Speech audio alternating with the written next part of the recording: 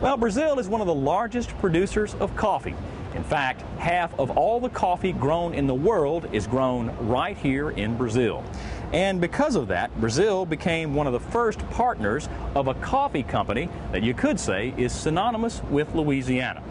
In this week's Homegrown with Melanie Ohmes, Mel takes us to Port Allen to show us why community coffee is Louisiana's favorite brew.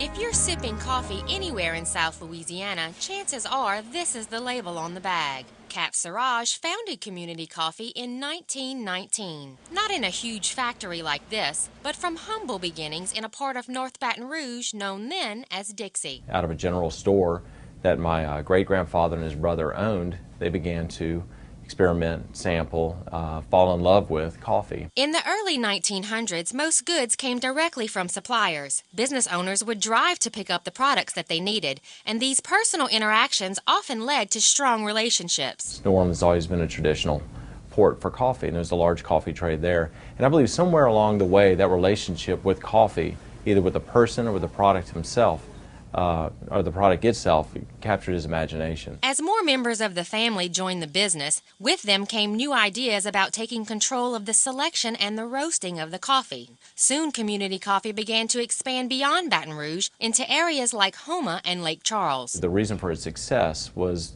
all because of the work of the employees and the word of mouth of the consumers. Consumers really liked the product. They told their friends, and word of mouth spread. And it took 90 years, but Community Coffee became the company it is today. Siraj believes family involvement is important to maintain the vision and the passion for the company. He says many of the people working here now had parents and grandparents who worked at Community Coffee. And that's what keeps the company moving forward, by passing down traditions like the art of roasting from generation to generation. So it's a family company beyond just the Siraj family.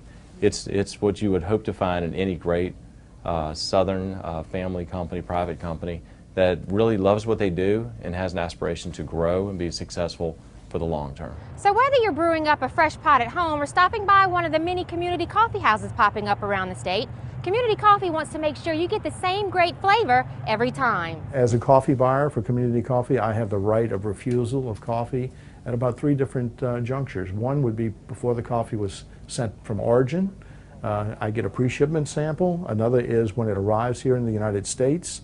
We sample it again, and then again when it hits our warehouse here in Port Allen prior to roasting, I sample it again to make sure that it's just the right coffee for our blends to satisfy our customers.